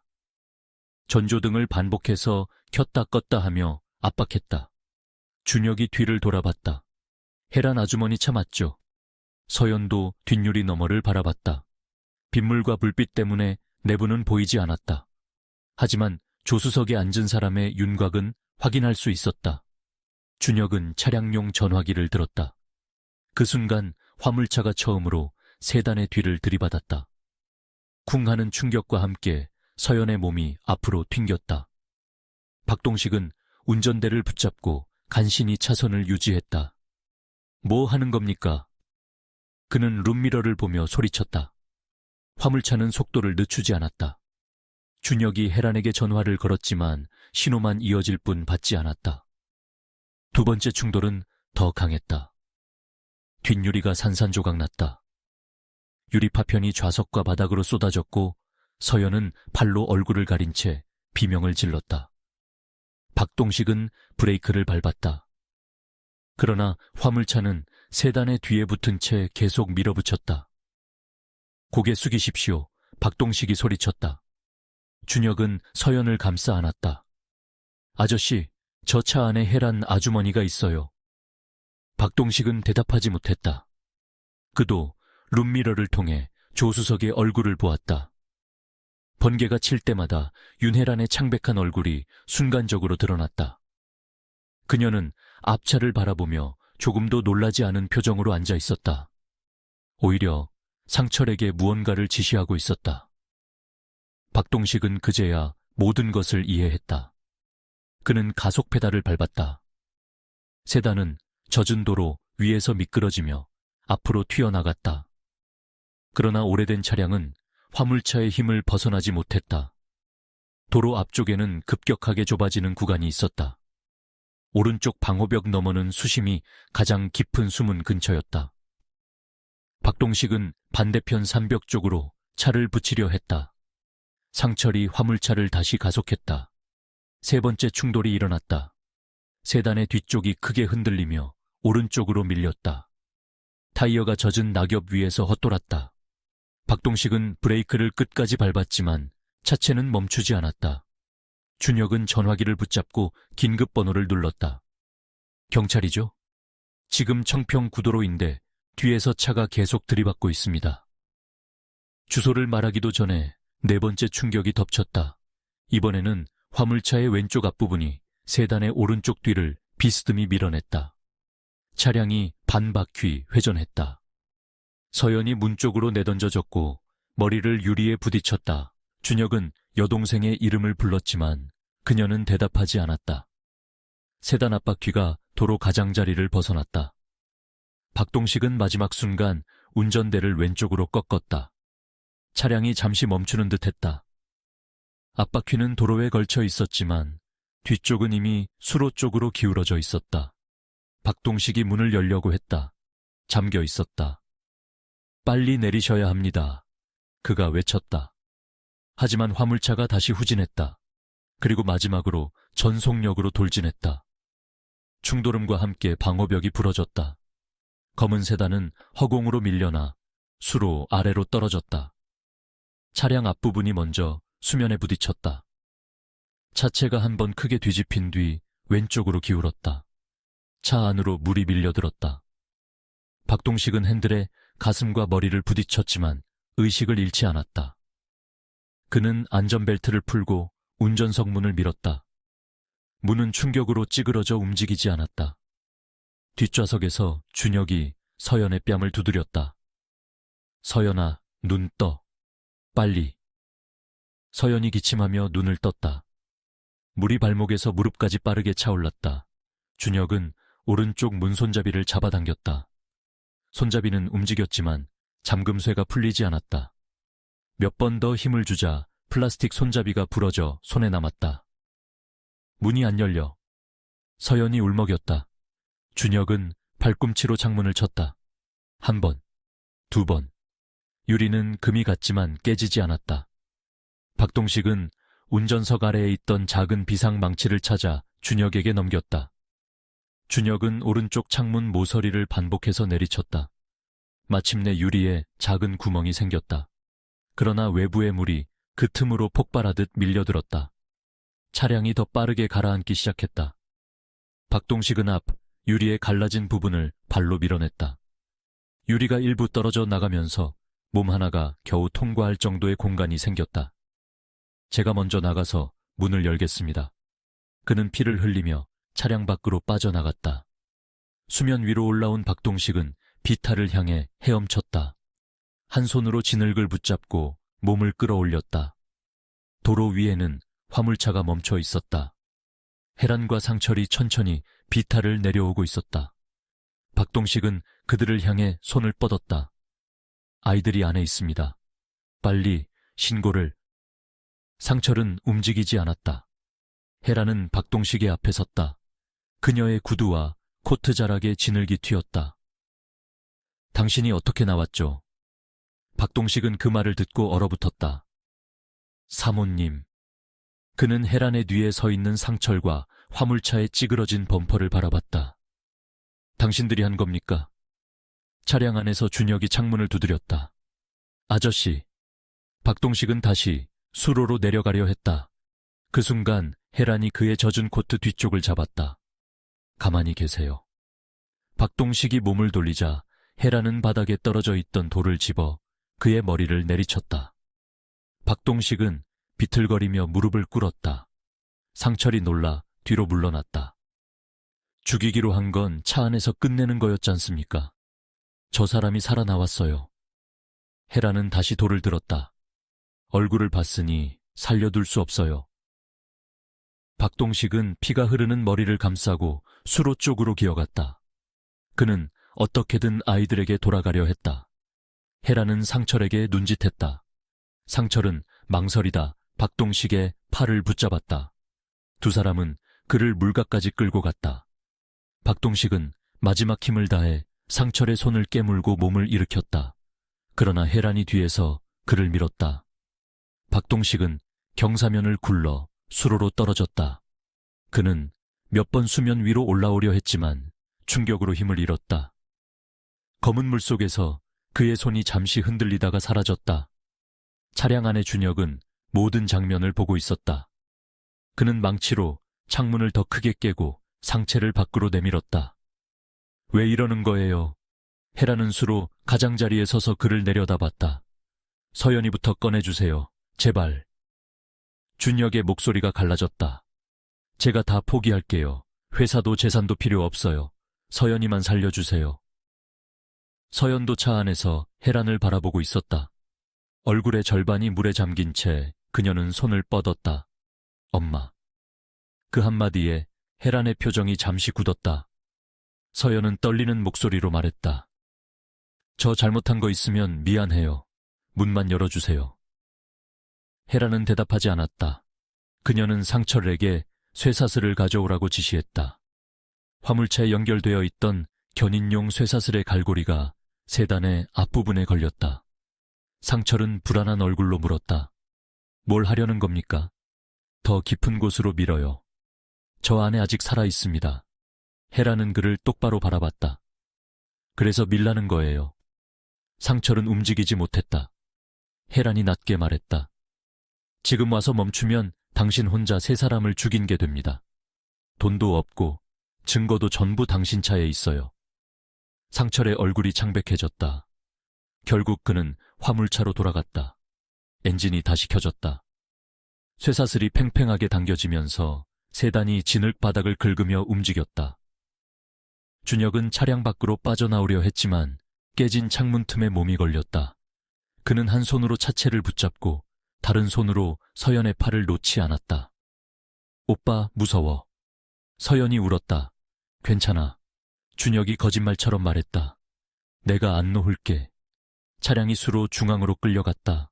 물은 준혁의 목까지 차올랐다. 그는 비탈 위에 서 있는 민재를 발견했다. 민재는 화물차에서 내려 모든 장면을 바라보고 있었다. 손에는 휴대전화가 들려 있었다.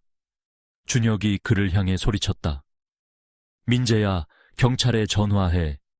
민재는 떨리는 손으로 전화기를 열었다. 혜란이 빠르게 다가가 그것을 빼앗았다. 안 돼, 엄마. 민재가 울먹였다. 이건 아니야. 서연이가 살아있잖아. 혜란은 전화기를 수로에 던졌다. 이미 끝났어. 살릴 수 있어. 저 아이들이 살아나오면 내 인생이 끝나는 거야. 혜란은 아들의 양어깨를 붙잡았다. 잘 봐. 네가 빼앗길 뻔한 걸 엄마가 되찾아주는 거야. 민재는 고개를 저었다.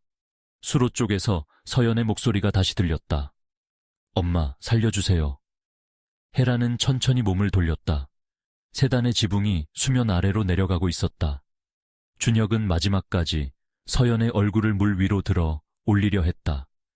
그러나 쇠사슬이 차체를 더 깊은 곳으로 끌어당겼다. 준혁의 손이 창문 밖으로 나왔다. 손가락이 허공을 움켜쥐었다. 그 뒤로 모든 것이 검은 물 속에 잠겼다. 수면 위에는 깨진 유리 조각과 서연의 스케치북 한 권만 떠올랐다. 스케치북은 빗물과 수로에 물을 머금고 천천히 펼쳐졌다. 마지막 장에는 5사람이 함께 서 있는 가족 그림이 그려져 있었다. 그림 속 혜란은 서연의 손을 잡고 웃고 있었다. 실제 혜란은 물 위에 떠 있는 그림을 잠시 내려다본 뒤 구두 끝으로 그것을 밀어냈다. 갑시다. 상철은 수로를 바라본 채 움직이지 않았다. 정말 죽은 겁니까? 혜란은 화물차 문을 열며 대답했다. 저 깊이에서 살아나올 사람은 없어요. 3사람은 현장을 떠났다. 그러나 혜란이 예상하지 못한 것이 하나 있었다. 세단에 설치된 차량용 전화기는 충격 직후 긴급번호로 연결되어 있었다. 수로로 떨어진 뒤에도 47초 동안 통화가 유지됐다. 박동식의 외침도 준혁의 절규도 서연의 마지막 부탁도 녹음되어 있었다. 그리고 무엇보다 또렷하게 남은 목소리가 있었다. 차량이 완전히 가라앉기 직전 혜란이 상철에게 내린 마지막 명령이었다. 셋 다 여기서 못 나와요. 그 목소리는 물속에 묻히지 않았다. 며칠 뒤 그것은 자신이 완벽하다고 믿었던 계획을 무너뜨리는 첫 번째 증언이 되었다. 남양주 폐화물역에서 발견된 혈흔은 오상철의 것이었다. 국립과학수사연구소는 정비소에서 수거한 작업복의 혈액과 화물역 바닥에 남은 혈흔을 비교했고 두 시료가 동일 인물에게서 나온 것이라는 결론을 내렸다. 혈흔의 양은 적지 않았지만 사망에 이를 정도는 아니었다. 서태지는 오상철이 아직 살아있다고 판단했다. 문제는 윤혜란 역시 같은 사실을 알고 있다는 점이었다. 화물역 공중전화 주변에서는 두 종류의 발자국이 발견됐다. 하나는 밑창이 다른 남성용 작업화 자국이었고 다른 하나는 굽이 낮은 여성용 구두 자국이었다. 여성의 발자국은 공중전화에서 폐창고까지 이어졌다가 다시 주차장 쪽으로 돌아갔다. 그 옆에는 자동차 타이어 자국이 남아 있었다. 타이어 폭과 마모 형태는 한남동 저택차고에서 발견된 짙은 청색 화물차와 유사했다. 그러나 경찰이 다음 날 압수수색 영장을 들고 저택을 찾았을 때 화물차는 사라진 뒤였다. 윤혜란은 태연한 얼굴로 말했다. 고장이 심해서 폐차장에 보냈습니다. 어느 폐차장입니까? 오상철 씨가 알아서 처리한다고 했어요. 오상철 씨는 현재 실종 상태입니다. 혜란은 잠시 눈을 내리깔았다. 저와 무슨 관계가 있습니까? 그 사람은 부인께서 자신을 죽이려 한다고 말했습니다. 서태진이 대답했다. 혜란의 얼굴에는 아주 짧은 변화가 나타났다. 놀라움이 아니었다. 오상철이 아직 살아있다는 사실을 확인한 사람의 불쾌함이었다. 사람을 잘못 보신 것 같군요. 그녀는 곧 평정을 되찾았다. 저는 두 아이를 잃었습니다. 그런데 경찰은 범인을 찾는 대신 저와 제 아들을 괴롭히고 있어요. 아이들이 죽은 날 부인은 사고 현장에 있었습니다. 증거가 있습니까? 곧 찾게 될 겁니다. 혜란은 서태진의 눈을 피하지 않았다. 찾으면 다시 오세요. 문이 닫힌 뒤 서태진은 저택차고 바닥을 바라봤다. 화물차가 세워져 있던 자리에는 세척제 냄새가 강하게 남아 있었다. 혜란은 차량을 없애기 전에 바닥까지 닦았다. 그러나 차고 배수구 안쪽에는 붉은 진흙과 작은 금속 조각이 남아 있었다. 감식반이 금속 조각을 수거하자 그것은 화물차에 파손된 전조등 테두리 일부로 확인됐다. 같은 재질의 조각이 청평수로 도로에서도 발견된 상태였다. 경찰은 수도권 전역의 폐차장과 불법 정비업소를 수색하기 시작했다. 사흘 뒤 남양주시 와부읍의 폐벽 돌공장에서 제보가 들어왔다. 새벽마다 공장 안에서 검은 연기가 올라오고 낯선 남녀가 차량을 분해하고 있다는 신고였다. 수사팀이 현장에 도착했을 때 공장 문은 자물쇠로 잠겨 있었다. 안쪽에서는 기름과 타는 고무 냄새가 났다. 형사들이 문을 부수고 들어가자 중앙의 용광로 근처에서 불에 탄 차량 부품들이 발견됐다. 범퍼, 전조등, 운전석 문, 청색 도장이 일부 남은 차체 철판, 차량 번호판은 이미 잘게 절단되어 있었지만 엔진 블록에 새겨진 고유 번호까지 완전히 지우지는 못했다. 그 번호는 윤혜란 명의의 짙은 청색 화물차와 일치했다. 공장 뒤편 배수로에서는 검게 그을린 견인용 쇠사슬도 발견됐다. 쇠사슬의 갈고리 안쪽에는 검은색 도료와 유리 조각이 박혀 있었다. 피해자들이 타고 있던 세단의 도장과 창문 유리였다. 차량이 단순히 뒤에서 충돌한 것만이 아니었다. 누군가 쇠사슬을 이용해 물속으로 가라앉은 세단을 더 깊은 곳으로 끌어당겼다는 사실이 처음으로 물증으로 확인됐다. 김은주 수사관은 용광로 옆 작업대에서 작은 약병 하나를 발견했다. 동물병원에서 사용하는 강력한 진정제였다. 구매 기록을 확인하자 사건 발생 이틀 전 윤혜란이 운영하는 유령회사 직원 명의로 약품이 구입된 사실이 드러났다. 서태진은 혜란이 오상철을 공장으로 유인한 뒤 약물을 먹이고 차량과 함께 불태우려 했다고 추정했다.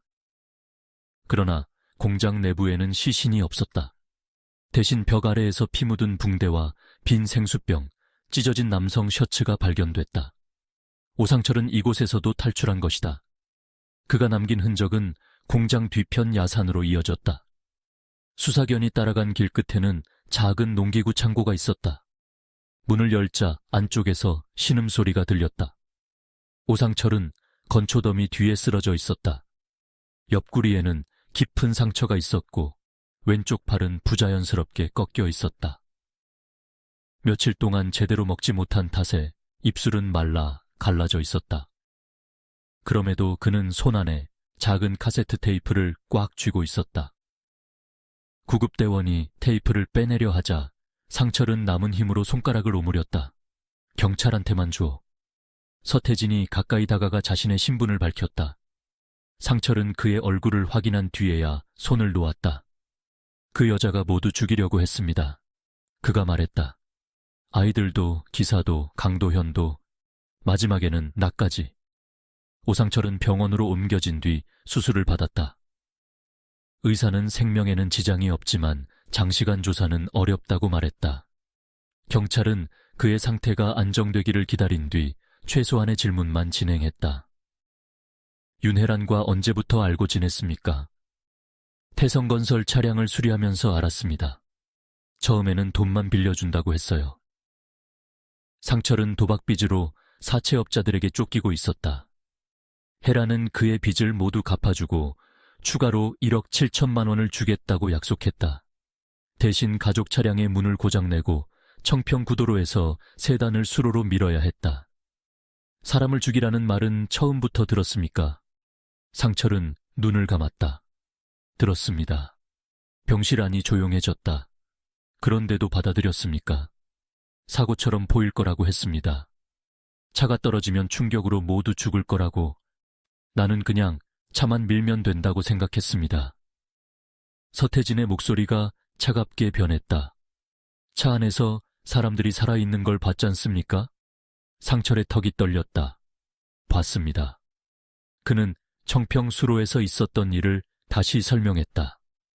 세단이 물에 빠진 뒤 박동식이 앞 유리를 깨고 빠져나왔다. 상철은 그 순간 모든 계획을 포기하고 달아나고 싶었다. 그러나 혜라는 돌을 들어 박동식의 머리를 내리쳤다. 그녀는 상철에게 운전기사를 붙잡으라고 명령했다. 상철이 주저하자 혜라는 범행에 사용한 차량, 돈, 정비소의 물증이 모두 상철을 범인으로 가리키게 되어 있다고 협박했다. 그 여자는 처음부터 나도 강도현처럼 버릴 생각이었습니다. 상철이 말했다. 내가 말을 안 들으면 경찰에 넘기겠다고 했어요. 자기는 아무것도 모르는 피해자 어머니가 되고 나는 돈 때문에 가족을 죽인 정비공이 되는 거라고. 박동식이 수로에 빠진 뒤 준혁은 창문을 깨고 상체를 밖으로 내밀었다. 그는 혜란에게 회사와 재산을 모두 포기하겠다고 말했다. 서연만 살려달라고 애원했다. 하지만 혜란은 쇠사슬을 가져오라고 지시했다. 제가 못하겠다고 했습니다. 상철이 울먹였다. 그러자 그 여자가 민재를 가리켰어요. 저 아이도 다 봤으니 이제 우리 모두 같은 편이라고 했습니다. 혜란은 민재가 공범으로 처벌받게 될 것이라고 협박했다. 그리고 상철에게 쇠사슬을 당기지 않으면 모든 책임을 뒤집어 씌우겠다고 말했다. 결국 상철은 화물차를 움직였다. 세단이 수로 중앙으로 끌려가는 동안 준혁은 한 손으로 창문을 붙잡고 다른 손으로 서연의 팔을 들어 올렸다. 상철은 그 장면을 보면서도 가속 페달을 밟았다. 차가 완전히 잠긴 뒤에도 안에서 두드리는 소리가 들렸습니다. 그의 목소리가 끊겼다. 물속인데도 계속 들렸어요. 사건 다음 날 혜라는 상철을 정비소로 불렀다. 차량을 분해하고 범퍼를 숨긴 뒤 며칠만 잠적하라고 지시했다. 약속한 돈은 증거가 사라진 뒤 지급하겠다고 했다. 그러나 상철은 혜란이 자신을 제거할 것이라고 의심했다. 그는 과거 전화 통화를 녹음해 두었던 카세트와 사건 직후 혜란이 정비소에서 한 말을 몰래 녹음했다. 테이프에는 혜란의 변조되지 않은 목소리가 그대로 담겨 있었다. 경찰이 병원에서 녹음 내용을 재생했다. 처음에는 자동차 공구 소리와 상철의 거친 숨소리만 들렸다. 잠시 후 혜란이 말했다. 문에 넣은 철사는 전부 제거했어요? 차가 경찰에 넘어갔는데 어떻게 제거합니까? 그럼 정비 기록을 없애요. 돈은 언제 줍니까? 경찰이 강도현을 잡고 나면요. 그 사람이 범인으로 인정하지 않으면 어떡합니까? 헤라는 낮게 웃었다. 인정할 필요 없어요. 그 사람 계좌에 돈이 들어갔고 협박문도 있고 현장 지도도 가지고 있어요. 사람들은 자기가 믿고 싶은 걸 믿습니다. 상철이 다시 물었다. 민재 도련님은 괜찮습니까? 전부 봤잖아요. 내 아들은 입을 열지 않아요. 만약 말하면요. 짧은 침묵 뒤 혜란이 대답했다. 그때는 내 아들이라도 예외가 없어요. 병실에서 테이프를 듣던 상철은 두 눈을 감았다. 경찰은 즉시 윤민재의 신변을 확보하기로 했다. 그러나 형사들이 한남동 저택에 도착했을 때 민재는 집에 없었다.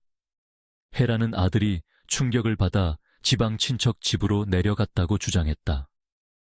어느 친척입니까? 말씀드릴 수 없습니다. 아이에게 시간이 필요해요. 민재 씨가 위험할 수 있습니다. 누구 때문에 위험하다는 겁니까? 혜라는 오히려 형사들을 노려봤다. 경찰이 계속 아이를 범죄자 취급하니까 도망간 겁니다. 수사팀은 즉시 민재의 호출기와 은행카드 사용 기록을 추적했다. 마지막으로 확인된 위치는 강원도 춘천이었다. 그날 오후 춘천역 인근 현금 인출기에서 민재의 카드로 30만 원이 인출됐다. 폐쇄회로 화면에는 모자를 깊이 눌러 쓴 민재가 찍혀 있었다. 그의 뒤쪽에는 검은 옷을 입은 여성이 서 있었다. 얼굴은 보이지 않았지만 체형과 걸음걸이가 윤혜란과 유사했다. 서태지는 영상이 촬영된 시각을 확인했다. 그 시각 혜란은 경찰에게 하루 종일 한남동 집에 있었다고 진술했다. 거짓말이었다. 민재는 어머니에게 쫓기고 있었다. 경찰은 춘천 전역에 긴급 수배를 내렸다. 밤 11시경 춘천 외곽의 한 여관 주인이 경찰에 전화를 걸었다. 젊은 남자가 방 안에 숨어 울고 있으며 누군가 자신을 죽이러 온다고 말한다는 신고였다. 형사들이 여관에 도착했을 때 민재는 침대와 벽 사이에 웅크리고 있었다. 손에는 부엌에서 가져온 작은 칼이 들려 있었지만 누군가를 공격하려는 모습은 아니었다. 그는 문이 열리자 칼을 떨어뜨리고 두 손으로 얼굴을 가렸다. 엄마가 왔습니까? 서태진이 천천히 다가갔다. 경찰입니다. 민재는 믿지 못하는 표정으로 신분증을 확인했다. 오상철 씨를 찾았습니다. 서태진이 말했다. 그 사람이 전부 이야기했습니다. 민재의 입술이 떨렸다. 엄마가 그 아저씨도 죽였습니까? 살아 있습니다. 그 말을 듣자 민재는 바닥에 주저앉았다. 그는 오랫동안 소리 없이 울었다. 다음 날 새벽 민재는 춘천경찰서 조사실에서 사건 이후 처음으로 진실을 말하기 시작했다. 엄마는 나를 위해서 한 일이라고 했습니다. 그의 첫마디였다. 하지만 나는 그런 걸 원한 적이 없습니다.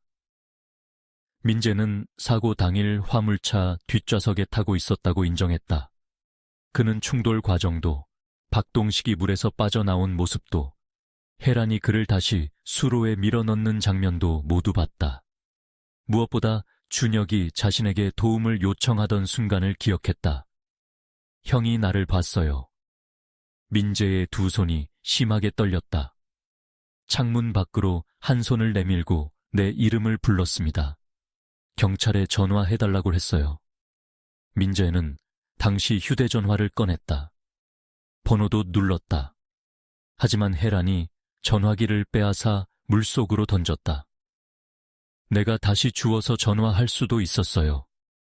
민재가 말했다. 길로 뛰어가 다른 차를 세울 수도 있었습니다. 그런데 엄마가 나까지 감옥에 보내겠다고 했어요. 이미 모든 걸 봤으니 공범이라고. 그래서 아무것도 하지 않았습니까? 민재는 고개를 숙였다. 무서웠습니다. 그의 눈물이 탁자 위로 떨어졌다.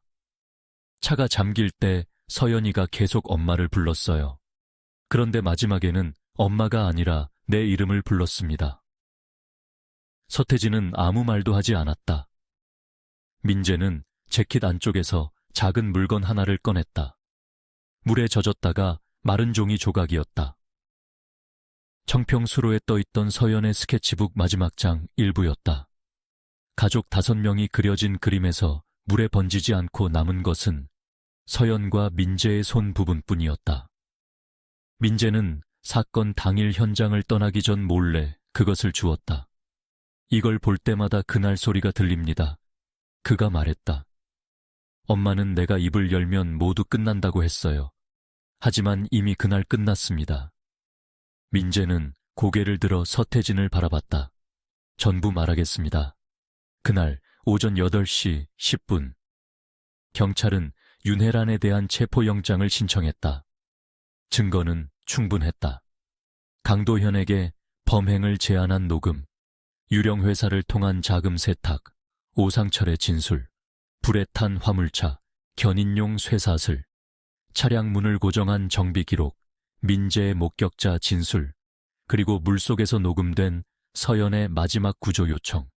하지만 형사들이 다시 한남동 저택에 도착했을 때 윤혜란은 이미 사라진 뒤였다. 거실의 영정사진도 없어져 있었다. 벽난로에는 서류들이 불타고 있었고 한태성은 서재 바닥에 쓰러진 채 발견됐다. 그의 머리 옆에는 피가 고여 있었지만 아직 숨은 붙어 있었다. 책상 위에는 윤혜란이 남긴 짧은 메모가 놓여 있었다. 그 아래에는 한 장소에 이름이 적혀 있었다. 혜란은 처음 3사람을 죽였던 장소로 돌아가고 있었다.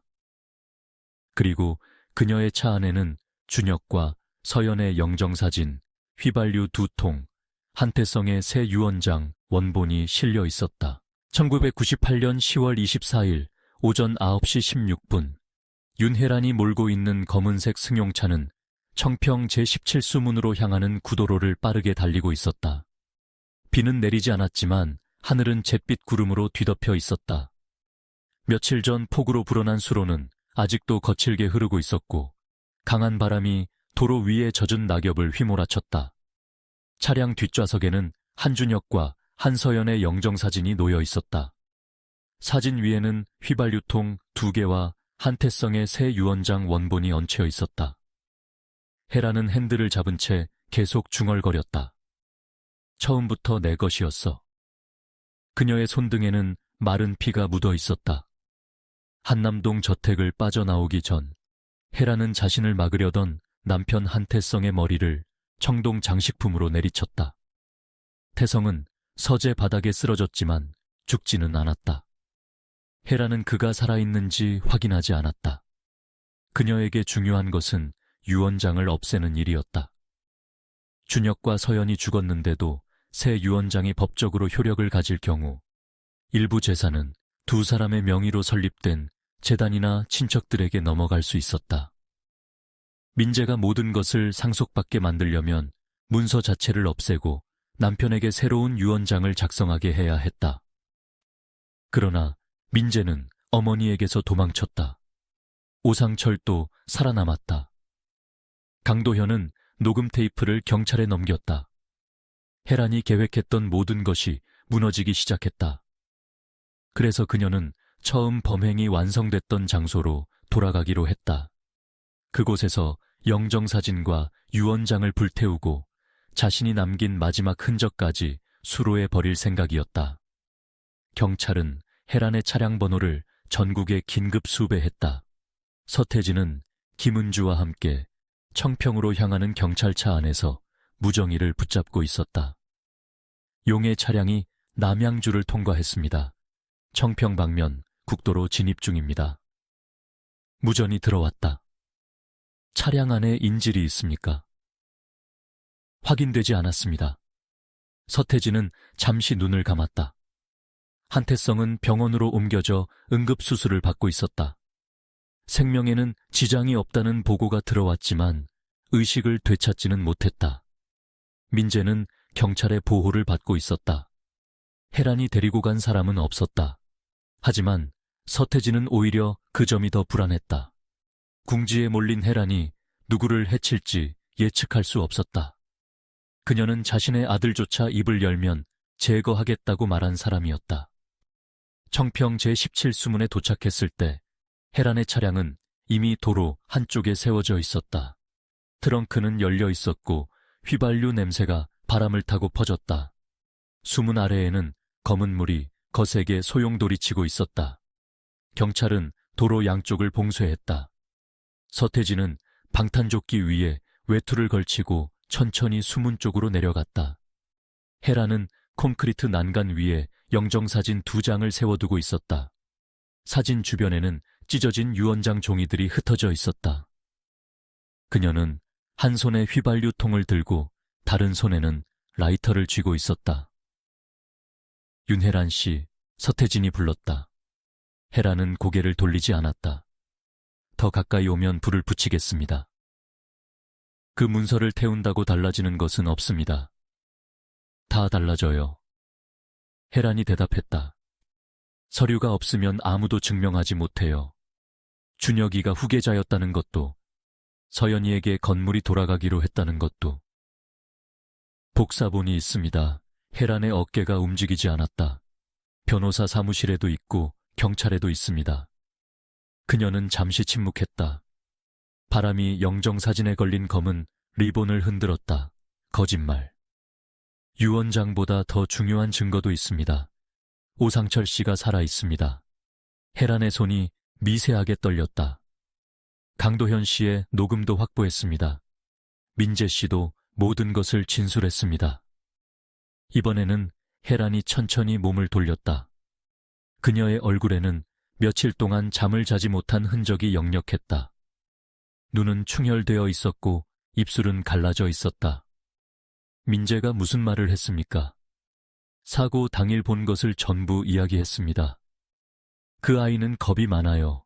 제대로 기억하지 못합니다.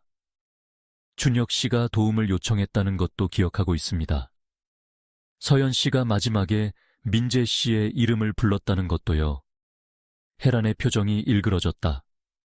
민재는 그 아이들에게 평생 무시당했습니다. 그렇다고 죽일 이유는 없습니다. 형사님은 아무것도 몰라요.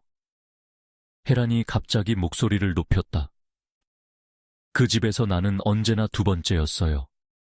죽은 여자 다음이었고 그 여자가 낳은 아이들 다음이었습니다. 태성은 내가 차려준 밥을 먹고 내가 관리한 돈으로 회사를 키우면서도 모든 것을 준혁에게 주려고 했어요. 그래서 3사람을 죽였습니까? 3사람이 아니에요. 혜란은 영정사진을 바라봤다. 준혁과 서연만 없으면 됐어요. 박동식은 자신이 나와야 할 때 나온 겁니다. 그 말이 무정의를 통해 현장에 있던 모든 수사관에게 전달됐다. 서태지는 혜란을 자극하지 않기 위해 천천히 말했다. 처음부터 운전기사까지 죽일 계획이었잖습니까? 그 사람이 차에서 나오지 않았다면 손댈 필요도 없었어요. 혜란의 대답에는 조금의 죄책감도 없었다. 차 안에서 조용히 죽었다면 모두 사고로 끝났을 겁니다. 준혁 씨도 살아서 나오려고 했습니다. 그 아이는 항상 그랬어요. 혜란이 이를 악물었다. 자기가 무엇이든 할 수 있다고 믿었죠. 회사도 아버지도 동생도 전부 자기 것이었습니다. 물속에서도 끝까지 서연을 끌어올리려고 했어요. 그녀의 목소리에는 분노와 함께 설명하기 어려운 질투가 섞여 있었다. 민재는 그런 적이 없었어요. 내 아들은 언제나 나에게 매달렸습니다. 그런데 준혁은 죽는 순간에도 다른 사람을 지키려고 했어요. 태성이 왜 그 아이를 선택했는지 그 순간 알겠더군요. 그래서 더 깊이 가라앉혔습니까? 혜란은 대답하지 않았다. 하지만 침묵 자체가 인정이었다. 서태지는 한 걸음 가까이 다가갔다. 라이터를 내려놓으십시오. 혜란은 휘발유를 영정사진 위에 뿌렸다. 액체가 사진 속 준혁과 서연의 얼굴을 타고 흘러내렸다. 죽은 아이들이 이제 와서 뭘 할 수 있죠. 그녀가 웃었다. 사람들은 시간이 지나면 다 있습니다. 몇 년 지나면 청평에서 사고로 죽은 부잣집 아이들로만 기억할 거예요. 그렇지 않습니다. 서태진이 말했다. 차량 전화에 목소리가 남았습니다. 혜란의 웃음이 멈췄다. 서연 씨가 살려달라고 부르는 목소리도, 당신이 오상철에게 명령하는 목소리도 모두 녹음됐습니다. 물속에서 전화가 됐을 리 없어요. 혜란의 말투가 처음으로 흔들렸다. 47초 동안 연결됐습니다. 서태지는 휴대용 녹음기를 꺼냈다. 그리고 재생 버튼을 눌렀다. 잡음과 물소리가 흘러나왔다. 곧 한서연의 떨리는 목소리가 들렸다. 엄마, 문 좀 열어주세요. 혜란의 얼굴에서 핏기가 사라졌다. 녹음 속 서연은 울고 있었다. 저 잘못한 거 있으면 미안해요. 그 뒤로 준혁의 목소리가 들렸다. 서연이만 살려주세요. 제가 다 포기하겠습니다. 마지막으로 혜란 자신의 목소리가 흘러나왔다. 셋 다 여기서 못 나와요. 서태지는 녹음기를 껐다. 수문 위에는 물소리만 남았다. 혜란은 라이터를 든 채 움직이지 못했다. 서연 씨는 마지막까지 당신을 어머니라고 불렀습니다. 서태진이 말했다. 당신은 그 부름을 들으면서도 차를 더 깊은 곳으로 끌어갔습니다. 혜란은 영정사진을 바라봤다. 사진 속 서연은 아무것도 모르는 얼굴로 웃고 있었다. 잠시 뒤 혜란의 입에서 낮은 웃음이 흘러나왔다. 그 아이가 나를 엄마라고 부른 건 그날이 처음이었어요. 그녀가 말했다. 평소에는 늘 윤 여사님이라고 불렀습니다. 죽게 되니까 그제야 엄마라고 부르더군요. 그 말을 듣고도 아무렇지 않았습니까? 늦었어요. 혜란의 목소리가 차갑게 굳었다. 모든 것이 너무 늦었습니다. 그녀는 라이터를 켰다. 작은 불꽃이 바람에 흔들렸다. 현장에 배치된 경찰관들이 동시에 긴장했다. 혜란은 불을 유언장 위로 가져갔다. 그 순간 뒤쪽에서 한 남자의 목소리가 들렸다. 엄마. 혜란이 몸을 돌렸다. 경찰차 뒤에 윤민재가 서 있었다. 그는 보호 중이던 경찰관들의 만류를 뿌리치고 현장까지 따라온 상태였다. 얼굴은 창백했지만 이전처럼 시선을 피하지 않았다. 왜 왔어? 혜란이 날카롭게 물었다. 민재는 천천히 앞으로 걸어왔다. 나 때문에 했다고 말하지 마. 민재야, 돌아가. 나는 형이 죽기를 원한 적 없어. 서연이가 죽기를 바란 적도 없어. 너는 아무것도 몰라. 엄마가 내 것을 지켜준 거야. 민재는 고개를 저었다. 그건 내 것이 아니었어. 혜란의 눈빛이 흔들렸다. 회사는 형 것이었고 서연이 재산은 서연이 것이었어. 엄마가 훔치려고 한 거야. 입 다물어. 나를 위해서가 아니잖아. 민재가 울먹이며 말했다. 엄마가 지는 게 싫어서 죽인 거잖아. 혜란은 갑자기 라이터를 내던지고 민재에게 달려들었다. 그녀의 손에는 언제 꺼냈는지 작은 칼이 들려 있었다. 서태진이 즉시 그녀의 팔을 붙잡았다. 혜란은 비명을 지르며 몸부림쳤다. 두 명의 형사가 달려들어 그녀를 바닥에 눕혔다. 칼이 콘크리트 위로 떨어졌다. 혜란은 수갑이 채워지는 동안에도 민재를 향해 소리쳤다. 배은망덕한 놈. 내가 누구 때문에 여기까지 했는데. 민재는 움직이지 않았다. 나는 엄마한테 사람을 죽여달라고 한 적 없어. 그 말을 들은 순간 혜란은 더 이상 몸부림치지 않았다. 그녀는 바닥에 엎드린 채 거칠게 숨을 몰아쉬었다. 수문 아래에서는 검은 물이 계속 흘렀다. 그날 오전 10시 02분 윤혜라는 살인과 살인미수, 증거인멸, 범죄교사 혐의로 체포됐다. 조사실로 옮겨진 뒤에도 그녀는 한동안 범행을 부인했다. 그러나 수사관들이 증거를 하나씩 제시하자 진술은 무너지기 시작했다. 강도연의 녹음 테이프, 유령회사 계좌에서 빠져나간 2억 5천만 원, 오상철에게 지급된 1억 7천만 원, 피해 차량의 문을 고정한 철사, 화물차 범퍼에 남은 검은색 도료, 견인용 쇠사슬에서 발견된 차량 유리, 청평수로에 토양이 묻은 가죽 구두, 오상철과 민재의 진술, 그리고 물속에서 남겨진 47초의 통화 기록. 혜란은 더 이상 우연이나 조작이라고 주장할 수 없었다. 사흘째 조사에서 그녀는 마침내 범행을 인정했다. 준혁이 살아있으면 민재에게는 아무것도 돌아오지 않았습니다. 그녀가 말했다. 한태성은 자기 친아들만 사람으로 봤어요. 민재는 평생 실패한 아이로 남았을 겁니다. 김은주가 물었다. 서연 씨까지 죽여야 했던 이유는 무엇입니까? 혜라는 잠시 생각한 뒤 대답했다. 그 아이가 엄마를 닮았어요.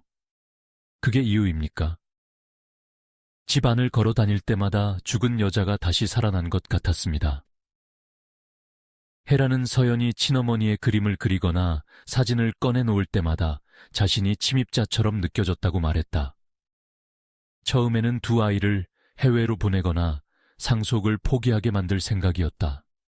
하지만 준혁이 회사 경영에 참여하고 새 유언장이 작성되자 생각이 바뀌었다. 그녀는 강도현을 이용해 범행을 맡기려 했지만 거절당했다. 이후 빚에 몰린 오상철을 끌어들였다. 사고처럼 보이도록 비 오는 날과 수문 인근 도로를 선택했고 아이들이 빠져나오지 못하도록 미리 차량 문을 고장냈다. 박동식 씨를 직접 공격한 것도 인정합니까? 혜라는 고개를 끄덕였다. 살아나오면 안 되는 사람이었습니다. 준혁 씨가 서연 씨를 살려달라고 했을 때는 어떤 생각을 했습니까? 둘 중 하나만 살아남으면 모든 것이 다시 복잡해집니다. 그 대답을 들은 수사관들은 더 이상 질문을 이어가지 못했다. 1999년 8월 17일 서울지방법원에서 선고 공판이 열렸다. 법원 앞에는 수백 명의 취재진과 시민들이 모였다. 검찰은 윤혜란에게 사형을 구형했다. 재판부는 범행이 오랜 기간 준비되었고 피해자들이 구조를 요청하는 상황에서도 의도적으로 차량을 더 깊은 곳으로 가라앉혔으며 범행 이후 공범과 남편까지 제거하려 한 점을 들어 극형이 불가피하다고 판단했다. 윤혜란은 사형을 선고받았다. 오상철은 직접 차량을 들이받고 피해자들의 생존을 확인한 뒤에도 범행을 계속한 책임으로 무기징역을 선고받았다.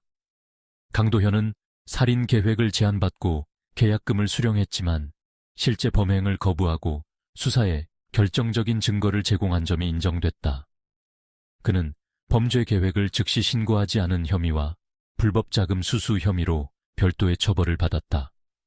윤민재는 범행을 목격하고도 신고하지 않았으며 초기 증거인멸을 도운 혐의로 재판에 넘겨졌다.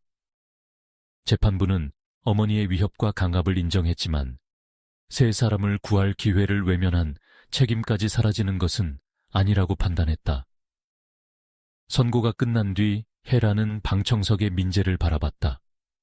그녀는 끝까지 사과하지 않았다.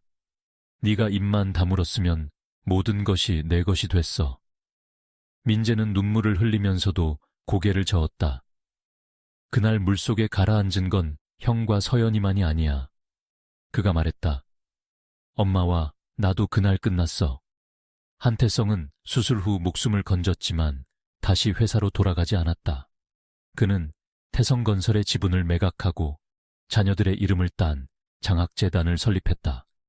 준혁의 이름으로 경제적 어려움을 겪는 대학생들을 지원했고 서연의 이름으로 젊은 미술가들에게 작업 공간을 제공했다. 박동식의 가족에게도 보상금과 주택이 전달됐다. 재단 건물 입구에는 작은 동판 하나가 설치됐다. 사건이 끝난 뒤 청평 제17수문 주변에는 새로운 방호벽과 조명이 설치됐다. 그러나 인근 주민들은 오랫동안 그 도로를 피했다. 비가 많이 내리는 밤이면 수로 아래에서 자동차 경적 같은 소리가 들린다는 이야기가 퍼졌다. 길게 한 번, 짧게 두 번, 그리고 다시 길게 한 번. 사람들은 그것을 물속에서 구조를 기다리던 피해자들의 마지막 신호라고 말했다. 하지만 사건을 담당했던 서태지는 귀신 이야기를 믿지 않았다. 그가 평생 잊지 못한 것은 경적 소리가 아니었다. 차량 전화에 남은 한서연의 목소리였다. 자신을 죽이려는 사람이 누구인지 알게 된 뒤에도 서연은 끝까지 그 여자를 엄마라고 불렀다.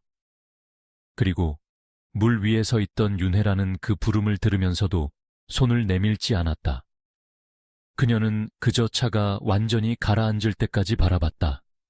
사랑받지 못했다는 분노와 빼앗길지 모른다는 두려움 때문에 세 사람의 목숨을 차가운 수로 아래에 묻어버렸다. 그러나 그녀가 얻으려 했던 재산은 결국 누구에게도 돌아가지 않았다. 남은 것은 불타다 만 유언장과 물속의 녹음, 그리고 한 가족이 영원히 회복할 수 없게 된 빈자리뿐이었다.